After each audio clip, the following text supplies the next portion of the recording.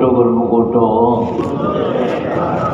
गुरुमुखोटो। श्री गुरु महाराज जी का हुक्म है गुरुमुखोटो। श्री गुरु महाराज जी का हुक्म है गुरुमुखोटो। बोलो जयकारा बोल मेरे श्री गुरु महाराज की जय। सभी गुरुमुख प्रेमियों से सब प्रेम जय सच्चिदानंद। वंदो चरण सरोज गुरु मुद मंगल आगार। जय सेवत नर होत हैं भव सागर से पार। गुरु जी के सुमिरन मात्र से नाशत विघ्न अनंत। तासे सर्वारंभ में ध्यावत हैं सब संत। बड़ा ही सुंदर और मन को मोह लेने वाला ये स्वर्णिम नज़ारों वाला पल, स्वर्णिम घड़ियाँ जब हम श्री दर्शन करते हैं, श्री दर्शन हाल में बैठ कर के सुंदर सुंदर इन घड़ियों का लाभ प्राप्त करते हैं। जो भी गुरुमुख श्री आनंदपुर दरबार में आते हैं, आ जाते हैं, आए हुए हैं, अभी जो पहुँचे हुए हैं, क्योंकि जो पर्व शुभ वैशाखी का मनाने के लिए गुरुमुख प्रेमी आया करते हैं, वैशाखी पर्व बड़ी धूमधाम से मनाया गया। गुरुमुख प्रेमी दूर दूर से आकर के अपने सतगुरु प्रीतम प्यारे का दर्शन करके श्री दरबार में सेवा करते हुए, सत्संग का लाभ उठाते हुए, श्री आरती पूजा का रोज नित्य सुबह सवेरे संध्या वेले अपने सतगुरु दाता दीनदयाल महाराज जी के चरणों में, उनकी छत्र छाया में बैठ कर के लाभ उठाते रहे और फिर अपने अपने घरों को प्रस्थान कर गए। कुछ एक प्रेमी अभी भी हैं श्री हजूरी में जो अपने घरों को जाने वाले हैं, गए नहीं। और कुछ प्रेमी रोज ही आया करते हैं, दर्शन करके लाभ उठा करके चले जाया करते हैं। जहाँ पर भी श्री गुरु महाराज जी विराजमान हुआ करते हैं, श्री आनंदपुर धाम हो, श्री प्रयाग धाम हो, श्री संत नगर हो, परम धाम हो, अमर धाम हो, विवेक धाम हो, निज धाम हो, जहाँ भी श्री गुरु महाराज जी कृपा करते हैं वहाँ गुरुमुख प्रेमियों का आने का सिलसिला जारी रहता है। ये वो घड़ियाँ नसीबों वाली हुआ करती हैं जो गुरुमुख प्रेमी विरले विरले नसीबों वाले, ऐसी नसीबों वाली घड़ियों को पा करके अपना ये जन्म सफल करते, अपने जीवन का लाभ उठाते हैं। और स्वर्णिम लाभ जीवन का यही है। और ये शिक्षा प्राप्त करते हैं गुरुमुख प्रेमी सतगुरुदेव महाराज जी के मुखारविंद से समय समय पर जो वचन हुआ करते हैं। एकमात्र इशारा श्री गुरु महाराज जी का हम सभी गुरुमुख प्रेमियों के लिए यही होता है कि दुनिया में इंसान आया है, दुनिया का काम व्यवहार करे दुनिया में सभी काम करते हुए, सभी व्यवहार करते हुए, कुटुंब परिवार को चलाते हुए अपने असली काम को न भूले, सत्य और झूठ का ख्याल रखे। क्योंकि दुनिया को संतों महापुरुषों ने झूठा करार दे दिया है, संसार को, जग को झूठा बताया है। जब से इस झूठे संसार की रचना हुई है तभी से एक इशारा संतों महापुरुषों का होता रहा है कि ये संसार झूठा है। झूठे संसार में थोड़ा विचार से इंसान को रहने की ज़रूरत है कि कहीं इसे सत्य समझकर इसमें लिप्त न हो जाए। जो सत्य है, जो स्थिर है, जो स्थायी है, जो विश्वास करने के काबिल है, जो प्रीत लगाने के काबिल है, चित्त जोड़ने के काबिल है, वो प्रभु का नाम है। और यही प्रभु का नाम सत्य है। और ये प्रभु का नाम सुमरन, सत्संग, भजन, कीर्तन, श्री आरती, पूजा, सेवा, यही जीवन सफल करने वाले हैं और परलोक भी संवारने वाले हैं। और गुरुमुख प्रेमी जब अपने नैना अभिराम हृदय सम्राट सतगुरु दाता दीनदयाल महाराज जी की छत्र छाया में बैठ करके ये सभी प्रकार के लाभ प्राप्त किया करते हैं, कर रहे हैं, वे स्वयं अनुभव करते ही हैं कि एक एक शब्द सतगुरु का सत्य है, एक एक वचन सत्य है। और जो गुरुमुख प्रेमी सतगुरु के वचनों को शिरोधार्य करते हैं, सतगुरु के वचनों पर अमल करते हैं, बार बार जो ये हिदायत होती है कि 5 नियमों की पालना करो, 2 घंटे भजन अभ्यास करो, जो गुरुमुख प्रेमी इस आज्ञा को सतगुरु की अपने शिरोधार्य करते हैं और अपने ही काम में लगे रहते हैं, वो संसार में बेशक रहें, संसार के कार्य व्यवहार बेशक करें, लेकिन उन्हें ये बखूबी समझ रहती है हर वक़्त, हर पल, हर घड़ी कि मेरा असली काम जो है वो सतगुरु के आज्ञा व मौज पर चलने का है, उनकी हिदायतों को मानने का ही मेरा असली काम है। बेशक संसार में रहकर कार्य व्यवहार भी करना है। सभी गुरुमुख प्रेमी संसार में रहकर कार्य व्यवहार करते हैं, काम धंधा करते हैं, रोजी रोटी कमाते हैं, घर परिवार चलाते हैं, बच्चों का लालन पालन करते हैं, लेकिन उन सब के मोह में नहीं फंसते। संसार में किसी भी प्रकार लिप्त नहीं होते, तभी तो सौभाग्यशाली कहलाते हैं। श्री गुरु महाराज जी कितनी अनेक प्रकार से सुंदर सुंदर लीलाएं गुरुमुख प्रेमियों के सम्मुख करते हैं। उनका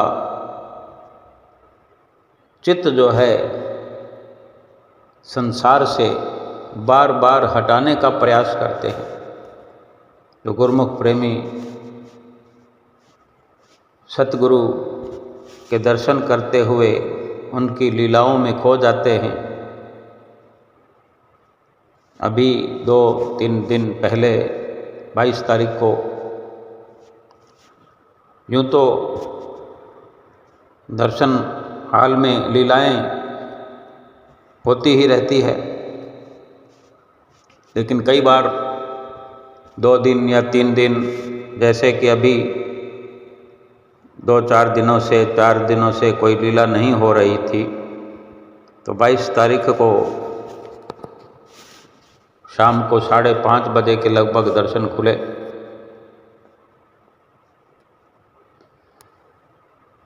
और गुरुमुख प्रेमी समय पर पहुँचे हुए श्री दर्शन हाल में इंतज़ार कर रहे थे। कुछ अधिक इंतज़ार करना पड़ा। श्री गुरु महाराज जी 5:30 बजे के करीब श्री दर्शन हाल में कृपा फरमाई और संगत बहुत कम है, क्योंकि त्यौहार के अवसर पर ही अधिक संगत हुआ करती है। त्यौहार से अधिक पहले 15 दिन पहले तक संगत की अधिकता नहीं होती और संगत के 10-12 दिन बाद भी काफ़ी संगत कम हो जाती है। तब सभी खुले खुले बैठे हुए श्री दर्शनों का लाभ प्राप्त करते हैं और दर्शन खुलने पर सभी को श्री गुरु महाराज जी ने हुक्मनामा प्रदान किया और गुरुमुख प्रेमियों ने आशीर्वाद पाकर, हुक्मनामा पाकर अपने आप को धन्य धन्य किया। महात्मा जनों ने माथा टेकते हुए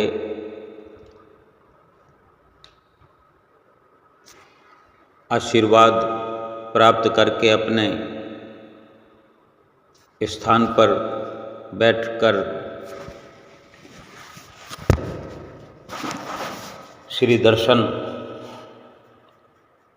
लाभ करते हुए और हमेशा की तरह सत्संग हुआ। तत्पश्चात सभी गुरुमुख प्रेमियों को मत्था टेकने का अवसर मिला, जो कि हमेशा फरमान होता है, अनाउंस होता है कि जो गुरुमुख प्रेमी नए आए हैं, जिन्होंने मत्था टेकना है, वो सामने की लाइनों से आकर के मत्था टेक सकते हैं।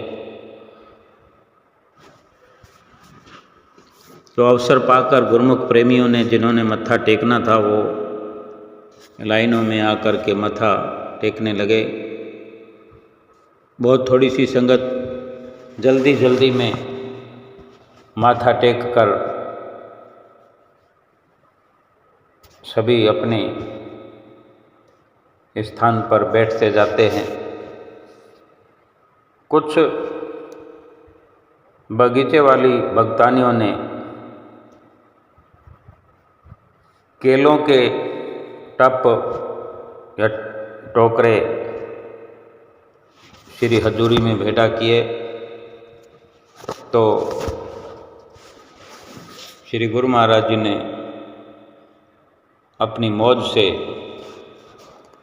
महात्मा जी को फरमाया कि इन केलों को बाई जी की तरफ बंटवा दो, एक एक केला सभी भाईजनों को बांट दो।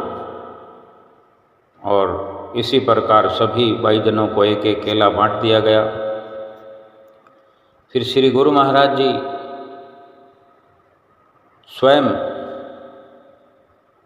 ताली बजाने लगे, दोनों कर कमलों से ताली बजाते हुए इशारा किया कि सब तालियां बजाओ। और सारी संगत ने, क्या भक्तानियाँ, क्या भगत जन, क्या महात्मा जन,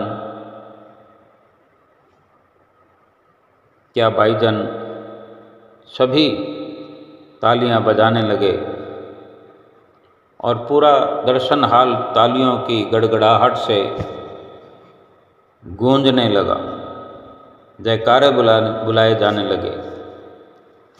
और फिर जाने का समय श्री गुरु महाराज जी का हुआ और श्री गुरु महाराज जी ने माइक अपने कर कमलों में लिया और वचन फरमाए कि जिनको केले का प्रसाद नहीं मिला उनको केले का प्रसाद कल मिलेगा और आशीर्वाद भी मिलेगा। तब जोर जोर से जयकारे बोलने लगे। और ये अवसर श्री दर्शनों का, सत्संग का, जो गुरुमुख प्रेमियों को रोज प्राप्त होता है,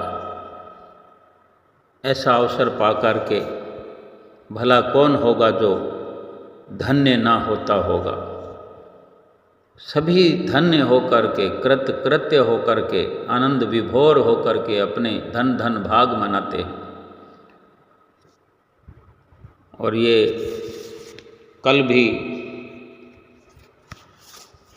जब श्री दर्शन खुले तो श्री दर्शन हाल में सत्संग हो रहा था। आदरणीय महात्मा जी ने इस प्रकार सत्संग की शुरुआत की, फरमाया कि पहले तो इन सुंदर दर्शनों की जो गुरुमुख प्रेमी किया करते हैं, सुंदर दर्शनों की बधाइयाँ दी जाती है। महात्मा जी बधाइयाँ दे रहे थे कि इन सुंदर सुंदर दर्शनों की लाखों लाख बधाई हो। और ये कोई एक दिन की बात नहीं है, नित्य प्रति रोज ये बधाइयाँ सुंदर दर्शनों की, सत्संग की गुरुमुख प्रेमियों को मिला करती है। और भाग्यशाली गुरुमुख कह करके पुकारा जाता है। श्री सतगुरुदेव महाराज जी के सानिध्य में बैठकर इस प्रकार बधाई प्राप्त करना, बधाई के पात्र बनना, सतगुरु की प्रसन्नता प्राप्त करना कौन नहीं चाहेगा। लेकिन बिरले बिरले गुरुमुख प्रेमी ही सतगुरु के चरणों में बैठ कर के ऐसा अवसर पाते हैं, ऐसा लाभ उठाते हैं। सत्संग में फरमाया कि गुरुमुखों, हम सब ये अनुभव कर सकते हैं कि हम सब पर श्री गुरु महाराज जी की असीम कृपा है, जो कि हम गुरुमुखों को अपनी चरण शरण में लेकर ऐसी नाम की सच्ची दात प्रदान कर रहे हैं। संसार में रहते हुए हमें वो सच्ची वस्तु प्रदान कर रहे हैं कि संसार में रहते हुए सदा सदा ये जीव सुखी और खुशहाल रह सकता है। यही तो महापुरुषों की हम जीवों पर असीम कृपा है, जो रात और दिन बरसती है, बरस रही है। फरमाया कि हमारे श्री परमहंस दयाल महाराज जी ने, जो कि स्वयं पार ब्रह्म परमेश्वर का ही रूप और अवतार थे, उन्होंने इस सृष्टि में अवतार धारण करके ऐसे श्री आनंदपुर धाम की रचना रचाई, जो कि गुरुमुख प्रेमी इसकी महिमा नित्य सुनते रहते हैं, गुणगान करते रहते हैं। सभी परमहंसों ने सभी स्वरूपों में इस रचना को आगे से आगे बढ़ाया, इस रचना को रचाया हमारे लिए, भक्ति व परमार्थ के लिए, हमें भक्ति की राह पर चलाने के लिए हर रूप में आपने आगे से आगे श्री आनंदपुर धर्म की रचना को बढ़ाया। आज भी उन्हीं के स्वरूप, उन्हीं के रूप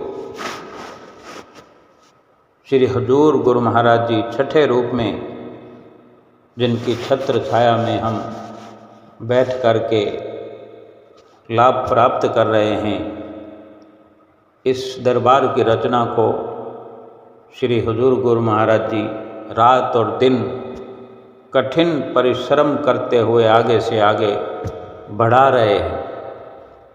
फरमाया कि गुरुमुखों, ये हमारा परम सौभाग्य है कि सतगुरु हमें ऐसी दात प्रदान कर देते हैं, ऐसी सच्ची वस्तु प्रदान कर देते हैं जिसे पाकर, जिसे अपनाकर, जिस पर अमल करके हम सदा सदा के लिए सुखी हो जाते हैं। फरमाया कि सतगुरु सा दाता नहीं, तीन लोक मझार, जो बख्शें सतनाम धन, भक्ति अमोलक सार। सतगुरु के जैसा, सतगुरु के समान इस दुनिया में कोई भी दातार नहीं है, कोई दानी नहीं है, कोई दाता नहीं है। जो केवल और केवल सच्ची वस्तु, सत्य वस्तु, सुखदायी वस्तु, सुख देने वाली वस्तु जीव को प्रदान करते हैं, ऐसी दात, ऐसा दान इस संसार में इस जीव को और कोई नहीं प्रदान कर सकता, कोई नहीं दे सकता सिवा सतगुरु के। और वो जीव तो बड़े ही भाग्यशाली हैं कि जिनको सतगुरु ने अपनी चरण शरण में लेकर के, श्री दरबार की शरणागति दे करके अपना लिया है, अपनी छत्र छाया में बिठा लिया है। और हमेशा ही फिर जब भी वचन फरमाते हैं, हमें गुरुमुख का दर्जा देकर, भाग्यशाली गुरुमुख कहकर बुलाते हैं, पुकारते हैं। ये कितनी उनकी दयालुता है, कितनी असीम दया है उनकी, और हम कितने भाग्यशाली हैं जो हमें भाग्यशाली कहकर पुकारते हैं। महापुरुष तो हमें भाग्यशाली बनाए रखना चाहते हैं, भाग्यशाली कहते हैं, भाग्यशाली का दर्जा देते हैं और भाग्यशाली ही बनाए रखना चाहते हैं। और जैसे गुरु दरबार में हमें स्थान मिला है, हम गुरु दरबार के सेवक हैं। गुरुवाणी में कथन आता है कि गुरु के गृह सेवक जो रहे, गुरु की आज्ञा मन में सहे, आपस में कर कछु न जनावे, हरि हरि नाम हृदय सद ध्यावे, मन बेचे सतगुरु के पास, तिस सेवक के कारज रास। सेवा करत होए नेह कामी, तिस कौ प्राप्त होत स्वामी। अपनी कृपा जिस आप करे ही, नानक सो सेवक गुरु की मत ले ही। ये गुरुवाणी के वचन है। भाव यही है कि गुरु के गृह सेवक जो रहे, कि जो गुरु की शरण में आ गया है, गुरु के घर में आ गया है, यानी जो सतगुरु की रहनुमाई में आ गया है, जो सतगुरु की आज्ञा को शिरोधार्य करके चलता है, गुरु के गृह सेवक जो रहे, गुरु की आज्ञा मन में सहे। जो गुरु की आज्ञा अपने सिर पर धारण कर लेता है, अपने मन में बिठा लेता है, सेवा करत होए निहकामी, किसी प्रकार की सकामता ना रखे सेवा करते हुए, निष्काम बन के, निहकामी बन करके सेवा करे। सेवा करत होए निहकामी, तिस कौ प्राप्त होत स्वामी। अपने स्वामी की प्राप्ति उसी को होती है, परमात्मा की प्राप्ति, प्रभु की प्राप्ति उसी को होती है जो निष्काम भाव से उसको भजता है, उसकी सेवा करता है, उसका सुमरन करता है। वो बड़ी आसानी से अपने प्रभु को, प्रीतम को पा लेता है और अपने आप को जनाने का प्रयास न करता है।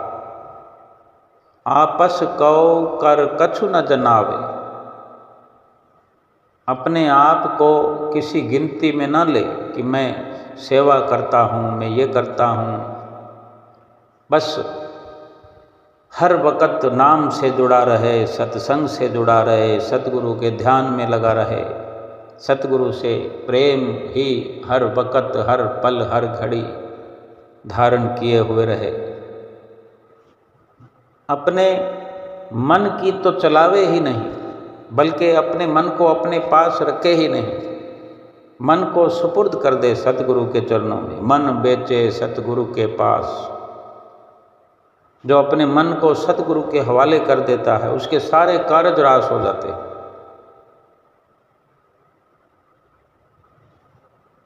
ऐसे सेवक पर अपनी कृपा जिस आप करे ही, नानक सो सेवक गुरु की मत ले ही।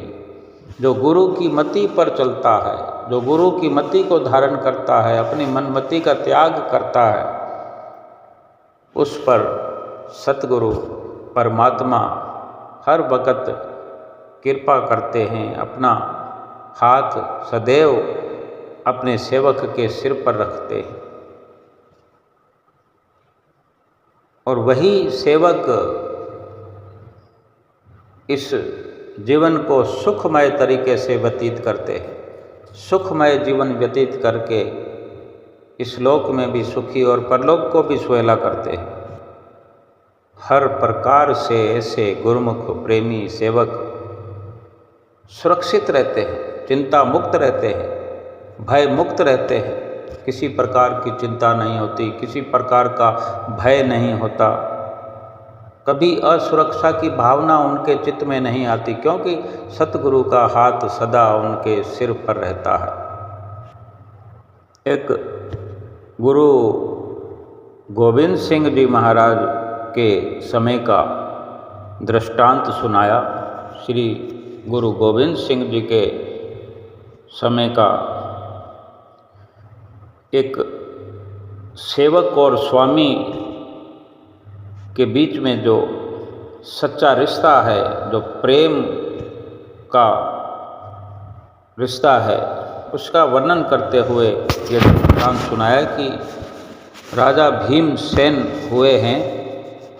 राजा भीमसेन के राज्य से, वहीं से श्री गुरु गोविंद सिंह जी महाराज का वहाँ से गुजरान हुआ।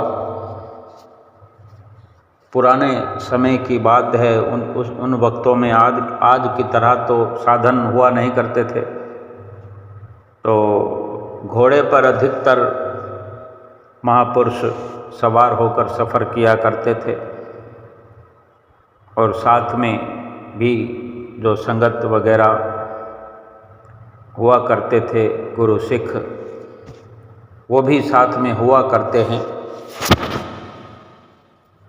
तो वहाँ से जो गुजरान हुआ, तो कोई भी राज्य के नज़दीक से गुजरता है या राज्य के अंदर से या पास से किसी का गुजरान होता है इस प्रकार, तो सारी खबर राजा को मिल जाती है कि राजा के गुप्तचर जो हैं इधर उधर सभी प्रकार की सूचनाएं प्राप्त करते हैं और राजा तक पहुंचाते हैं। राजा भीमसेन को पता लगा जैसे पता चला तो राजा भीमसेन प्रस्तुत हुआ श्री गुरु गोविंद सिंह जी महाराज के चरणों में और विनती करने लगा कि महाराज, जब आप इधर से आगे को जा ही रहे हैं तो कृपा करें हमारे राज्य में कुछ समय रह करके हम सेवकों को भी कृतार्थ करें, ज्ञान की रोशनी बख्शें। तो महापुरुष तो ना जाने स्वयं ही कोई योजना बनाकर आते हैं किसी का उद्धार करने के लिए, किसी का बेड़ा पार करने के लिए, कौन जानता है। लेकिन महापुरुष तो सब जानते हैं, अंतर्यामी होते हैं। तो विनती मंजूर कर ली। विनती मंजूर हुई तो फिर गुरु महाराज जी ने एक व्यवस्थित जगह पर डेरा डाल दिया, अपना खेमा लगा लिया, जिसे कहते हैं तंबू लगा लिया, और जहाँ पर राज्य के लोग इकट्ठा हो सकें, एकांत प्रिय जगह पर ऐसी जगह खेमा लगाया। और वहीं राजा का भी, भीमसेन का भी खेमा नज़दीक ही लगा हुआ था। तो शुरुआत सत्संग की हुई, लोग आने लगे, सत्संग होने लगा, नित्य प्रति चल करके गुरु महाराज के दर्शनों के लिए पहुंचने लगे। कोई सत्संग सुन करके प्रभावित होते तो अपने गुरु महाराज से अपनी मन की बात भी करते। गुरु महाराज जी सभी का समाधान करते। तो ये सिलसिला शुरू जो हुआ तो आसपास के राज्यों से, आसपास के गांवों से भी लोग आने लगे। जितना संभव होता उतना दूर दूर से भी आने लगे। गुरु महाराज जी के वचन सुनने लगे, उनकी अनेक प्रकार की लीलाएं जो हुआ करती थी, कुछ चमत्कार दिखा दिया करते थे। तो वो सेवक बड़े प्रभावित होने लगे और ये सिलसिला चलता रहा। और ये सब देख करके वहाँ का जो राजा भीमसेन, जिसने विनती किया, जिसने गुरु महाराज जी को अपने राज्य में रहने के लिए विनती की, और वही राजा ये सब देख करके इतनी बढ़ती हुई संगत, जब देखो भीड़ लगी रहती है श्री गुरु गोविंद सिंह जी महाराज जी के खेमे में, देख करके आश्चर्यचकित हुआ। लेकिन उसे तकलीफ होने लगी, क्योंकि पहले लोग अपनी समस्या लेकर के राजा भीमसेन के पास आया करते थे।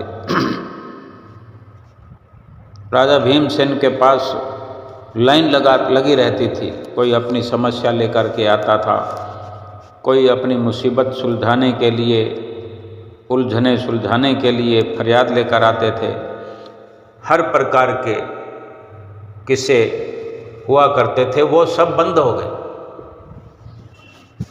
अब सभी लोग, क्या उनके राज्य के लोग, क्या आसपास वाले राज्यों से आए हुए, गांवों से आए हुए, सभी के सभी गुरु महाराज जी के खेमे में ही जाते हुए दिखाई देते हैं। वहाँ पर सत्संग हो रहा है, सब कुछ वहीं पर लोगों का तांता लगा हुआ है। और राजा भीमसेन के पास अब कोई नहीं आकर पूछता, तो उसे बड़ा दुख होने लगा, दुखी हो गया और सोचने भी लगा कि क्या करूं, मुझे तो कोई पूछता ही नहीं है।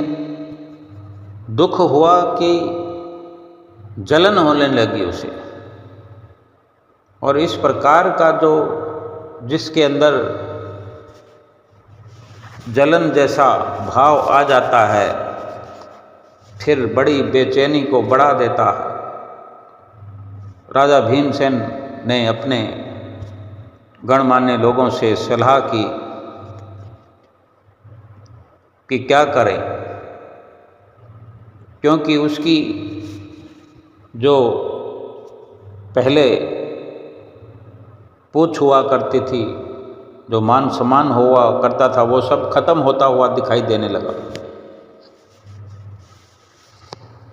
तो अब वो ये विचार कर रहा है, सलाह कर रहा है, मशवरा कर रहा है कि किस प्रकार इनको श्री गुरु गोविंद सिंह जी महाराज के बारे में, कि कैसे इनको यहाँ से विदा किया जाए, इस राज्य से विदाई की जाए, या कुछ ऐसा हो कि इनसे युद्ध किया जाए। कोई ऐसा कारण नज़र आए कि इनसे युद्ध करके, इनको हरा करके यहाँ से विदा किया जाए, कैसे भी करके। एक तो वो दिन था जो नम्र निवेदन करके अपने राज्य में रहने के लिए राजा भीमसेन ने कहा, और अब वहाँ से विदा करना चाहते हैं। तो सलाह करके फिर ये निर्णय निकाला कि अपने एक मंत्री को, विश्वसनीय मंत्री को अपने पास बुला करके उसे हुक्म दिया कि तुम जाओ उस खेमे में जहाँ सत्संग होता है, वहाँ नित्य प्रति 1 महीने तक पूरा नित्य नियम से सत्संग सुनने में व्यस्त हो जाओ। एक एक बारीकी का अवलोकन करो, कहीं भी कोई कमी, कोई गलती नज़र आए तो तुरंत आकर खबर करो कि हम इंतज़ार में हैं कि कहीं कोई त्रुटि हो, कहीं गलती हो, कहीं भी कोई कमी हो तो हम युद्ध करना चाहते हैं और उनको विदा करना चाहते हैं। तुम हर पल लगे रहो। तो वो मंत्री राजा का हुक्म पा करके चला गया। जब जब भी सत्संग का प्रचार प्रसार होता, तब तब वो नित्य नेम से, क्योंकि यही उसकी ड्यूटी थी, वो सत्संग में बैठ करके मंत्री सत्संग को सुनता, वो नज़ारे देखता, किस से क्या वार्ता हो रही है, किसका क्या समाधान हो रहा है, किसको क्या चमत्कार दिखा रहे हैं, कौन क्या फरियाद लेकर के आ रहा है। सत्संग से सबका मार्गदर्शन करते, किसी को नाम उपदेश करते, सभी खुश प्रसन्न होकर के वहाँ से जाते। इतना समय हो गया, 1 महीना हो गया, लेकिन कहीं कोई त्रुटि उसे नज़र ही नहीं आई। त्रुटि हो भी सही तो उसको क्यों दिखाई देगी, जो सतगुरु को भगवान का रूप जान करके उनके दर्शन करने लगा था, आनंद मग्न रहने लगा था, उस पर असर होने लगा था, उसके अंदर ही अंदर सतगुरु का रूप बस गया। श्री गुरु गोविंद सिंह जी महाराज के दर्शन करके अपने आप को वो कृत करने लगा था। राजा के हुक्म अनुसार 1 महीने के पश्चात राजा साहब के पास पहुंचा और अर्ज करने लगा, महाराज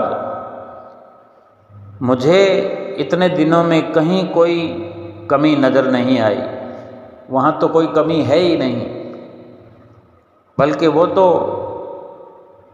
परमात्मा का रूप है, वह तो स्वयं पार ब्रह्म परमेश्वर हैं, भगवान हैं, मुझे तो उनकी शक्ल में भगवान नज़र आते हैं,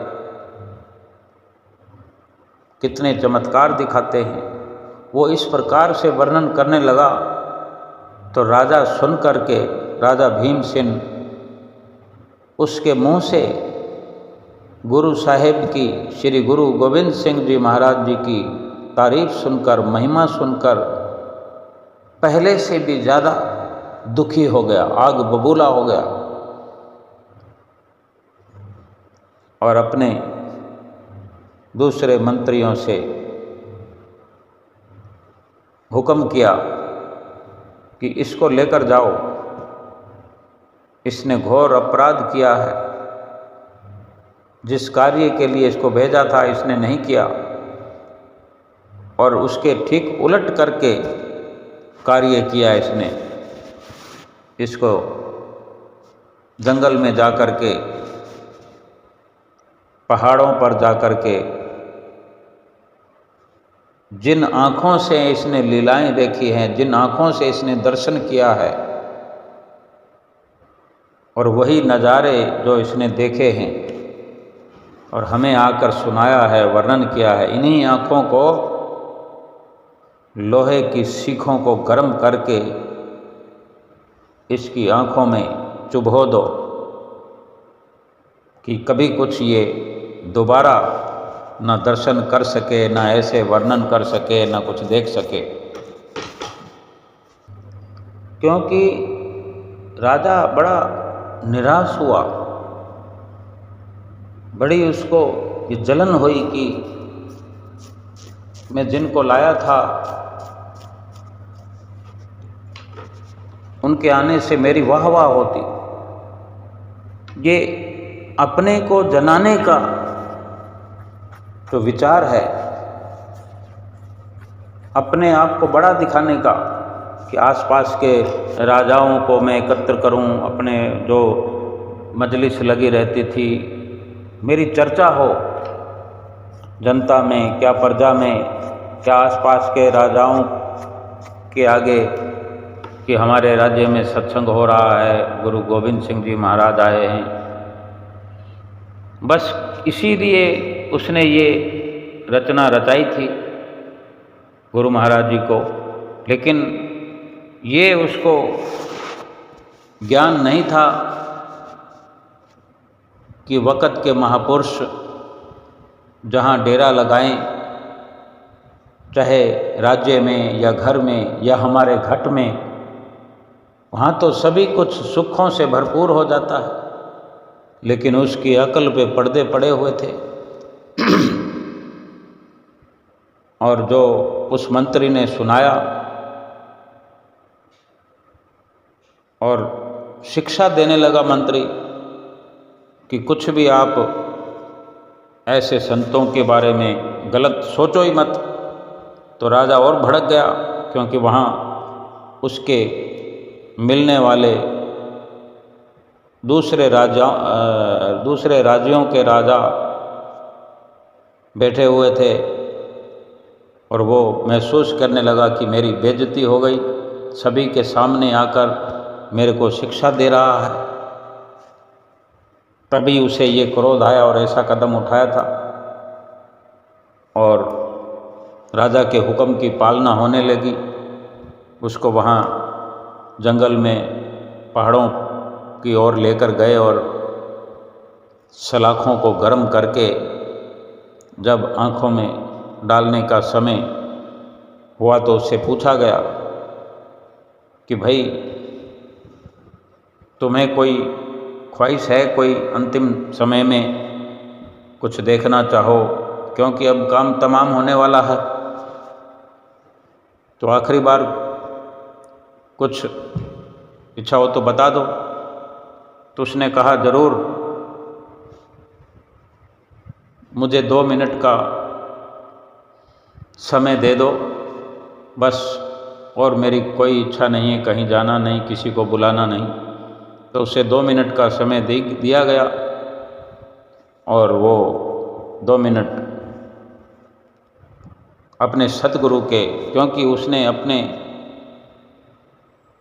सतगुरु का रूप अपने अंदर बसा लिया, क्योंकि इतने दिन तक जो सत्संग सुनता रहा, दर्शन करता रहा, और सतगुरु तो अंतर्यामी होते हैं। सत्संग के अंदर बैठ कर के सेवक क्या सोचता है, क्या उसके भाव हैं, अंतर मन के सुंदर सुंदर भाव को सतगुरु तो पढ़ लेते, तो उसको एक ही याद बनी हुई थी और उसी वक्त उसने यही 2 मिनट का समय मांगा और अपने सतगुरु का ध्यान लगाया आंखें बंद करके। तो 2 मिनट का जो ही समय पूरा हुआ तो वो गर्म हो रखी थी, जो सलाखें गर्म हो रही थी, वो सलाखें उन मंत्रियों ने उस मंत्री के जिसके लिए राजा का हुक्म था वो गर्म सलाखें उसकी आंखों में डाल दी और एक धारा खून की दोनों आंखों से बह निकली और वो गिर गया, बेहोश हो गया। और बाकी सभी मंत्री उसको बेहोश करके इस प्रकार राजा का हुक्म पूरा करके वहाँ से चले आए अपने राज्य में और राजा को सूचना दे दी। अब वो मंत्री वहाँ पड़ा हुआ बेहोश, थोड़ी देर में ही उसे होश आया। आँख खोलने से पहले जैसे उसके चित्त में चेतना आई, होश आया, तो ये ख्याल अंदर पैदा हुआ कि मेरे साथ क्या हुआ था। तो उसको यही लगा कि अब मैं आँखों से तो मैं देख नहीं पाऊंगा। तो ये ख्याल इस प्रकार से करता हुआ अपने हाथों को अपनी आँखों पर फेरा, आँखों को खोला। आँखों को खोलते ही क्या देखता है कि वो अपने सतगुरु के सामने बैठा हुआ है, श्री गुरु गोविंद सिंह जी महाराज जी के सामने बैठा हुआ है। श्री गुरु महाराज जी सिंहासन पर विराजमान हैं। जैसे हम गुरुमुख प्रेमी श्री गुरु महाराज जी के सामने श्री दर्शन हाल में बैठ करके दर्शन किया करते हैं, वो वैसे ही श्री गुरु गोविंद सिंह जी महाराज जी के दर्शन करने लगा, जैसे कुछ हुआ ही नहीं। ये थोड़ा सा ही एक दर्श था, उसे गुरु महाराज जी के दर्शन हुए और दर्शन दे करके गुरु महाराज जी आलोप हो गए। अब उसके मन में विचार आया कि ये तो सारी जो मेरी रक्षा हुई है मेरे गुरु महाराज जी ने की है, मेरी आँखों की रोशनी को तो कुछ भी नहीं हुआ, जबकि मेरे साथ जो हुआ तो मैं जिंदा भी ना रहता। तो अब उसका एक ही काम था कि अब मैं जाता हूँ सीधा गुरु महाराज जी के खेमे में, अपने गुरु महाराज जी के आगे जाकर के नतमस्त होकर के उनका शुक्राना अदा करूं, उनका धन्यवाद करूं जो मेरी रक्षा की है। चल पड़ा वहाँ से और पहुँच गया श्री गुरु महाराज जी के चरणों में। जब ये सलाखें चुभोई जा रही थी आँखों में, तो उधर जहाँ गुरु महाराज जी विराजमान थे अपने खेमे में और सत्संग हो रहा था, दर्शन खुले हुए थे, तभी वो सलाखें उन्होंने डाली तो उस मंत्री की आँखों में थी, लेकिन वो असर, वो सलाखें गुरु महाराज जी के चरणों में जा कर के चुभी और वहाँ से खून की धारा बह निकली, जो वहाँ भी दिखाई दी और वहाँ भी। तो वहाँ सेवकों ने पूछा कि महाराज ये क्या लीला है। तब गुरु महाराज जी ने सेवकों को कहा कि आप हमारे दोनों चरणों पर पट्टी बांध दो। तो ये वहाँ लीला हुई, पट्टी बांधी गई और अब ये सेवक मंत्री वहाँ पहुँचा है। तो मंत्री ने जैसे ही दंडवत प्रणाम किया, खड़े होकर चरणों में माथा टेका तो देखा दोनों चरणों में पट्टी बंधी हुई है, और माथा टेकते हुए चरणों को देखता है तो दोनों चरणों में पट्टी बंधी हुई है। तो वो विनती करता है मंत्री कि महाराज मैं 2 दिन पहले ही दर्शन करके गया हूँ और अब आपके चरणों में क्या हुआ जो पट्टी बंधी हुई है। तब गुरु गोविंद सिंह जी महाराज जी ने फरमाया कि भाई जब तुम्हारी आँखों में सलाखें चुभाई जा रही थी उससे पहले तुमने क्या किया। तो वो विनती करता है महाराज मैंने सलाखें चुभने से पहले उनके पूछने पर मैंने 2 मिनट का समय मांगा था और मैंने आपके इन्हीं चरणों का ध्यान किया था और इन्हीं चरणों का ध्यान करते हुए ही उन्होंने मेरी आँखों में वो सलाखें चुभोई। उसके बाद में मुझे कुछ पता नहीं, आँखें खुली तो मैंने आपके दर्शन किए और चल करके मैं सीधा आया हूँ आपके चरणों में मत्था टेकने के लिए कि मेरे गुरु महाराज जी ने मेरी रक्षा की है।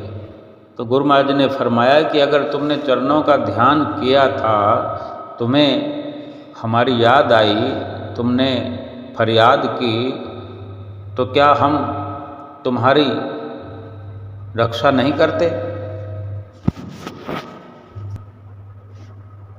और यही पट्टी बंधी हुई है। यही महापुरुषों के सतगुरु के उपकार हुआ करते हैं कि अपने शरण में आए हुए सेवकों का बेड़ा पार किया करते हैं, उनकी रक्षा किया करते हैं, उनकी हर प्रकार की रक्षा सतगुरु किया करते हैं। जो सेवक आज्ञा में रहते हैं, जो सतगुरु की आज्ञा को शिरोधार्य करके रहते हैं, जो सतगुरु का ध्यान हर वक्त करते हैं,